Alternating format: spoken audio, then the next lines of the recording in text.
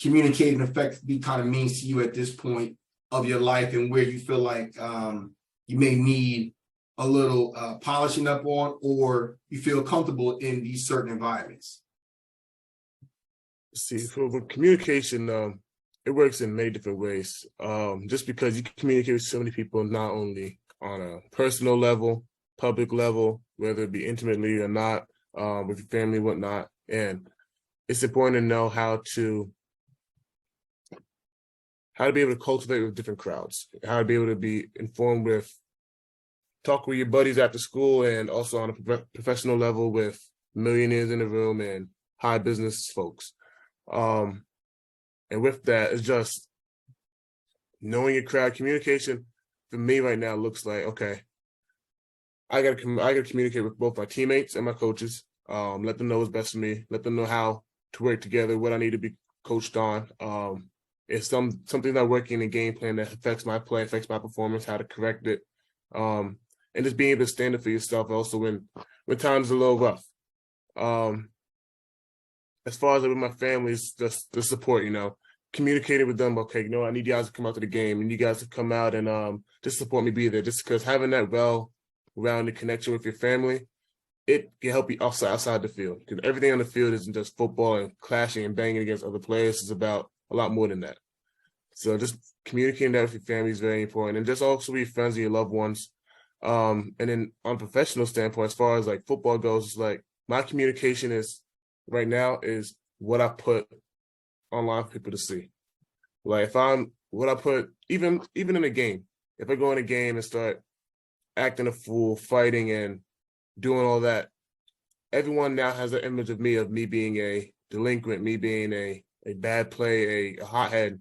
So just having all that around and just knowing your crowd, knowing where you are, knowing how to act and when to act is a big part of communication, because that's how people perceive you. What are some specific possible coping skills you have when things don't basically go the way you think they should?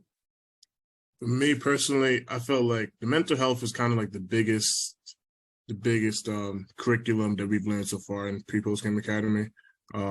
Just because it goes beyond sports, goes long beyond sports. For me personally, I know that, especially dating back to the previous season, I struggled with my mental health off the fact that I couldn't separate football from my reality. I looked at myself as a football player, and that's about it. And honestly, football players deal with a lot more. To understand what's value that's needed. Not just the yes man, yes woman, not the person to tell you what you want to hear, not just the person that basically gonna make you feel good when things are bad. The people that actually understand holistically what's needed for you, by you, and basically be able to contribute to help get you there. And the only way they can do and understand that is when you bring them in that circle, you set the expectations and the standard as soon as you possibly can, simply because the further along you go, those time frames, those opportunities become short. And so you want to make sure, again, that you know who you are first and foremost. For anybody else, as you said, want to put some type of narrative or stigma on you, and the way you go about doing that, as you said before, as a public figure, you do that on the field, you do that on your social platforms, you can do that around your loved ones and when you're in the public community. So again, someone that's your size, 6'7", 6'8", 330, eyes are always watching you. Not only the eyeballs, but the eye in the sky and the eyes and the cameras and everything else under the sun. So at the end of the day, you always got to be cognitive and mindful of what that is. So intellectual property, Devin, Willock, and again, this don't have to be long, it can be short, but what do you take out of understanding from the Sports Business Accelerator what protecting your intellectual property should mean to you? Well, for that, I think this actually works right hand in hand with NIL. Just, again, as I said, as far as what you put online is a complete replication of what you are.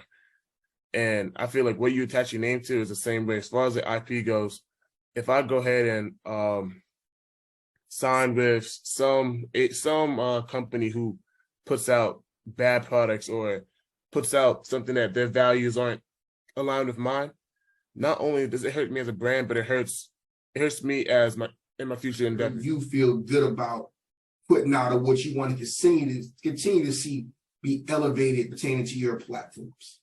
Well, as far as me goes, it's just I feel like I was brought into the college environment in the perfect time when NIL just started. My freshman year was the first year of actually really going live and everything. And my understanding of NIL has changed to form my 3 years of being in college. When I first came in here, I thought NIL was just money. I thought NIL was just be able to be an athlete and make money, because back before it, all you thought was, okay, why aren't college players being able to get paid? That's all you thought about. It was okay. You looked at it, my money, you looked at it as far as like, they're about to go make millions in the NFL. Why can't they be paid at least something in college doing all this work? Then as I got to college, as I started learning in the pre-post game academy, like that changed a lot. NIL is your brand.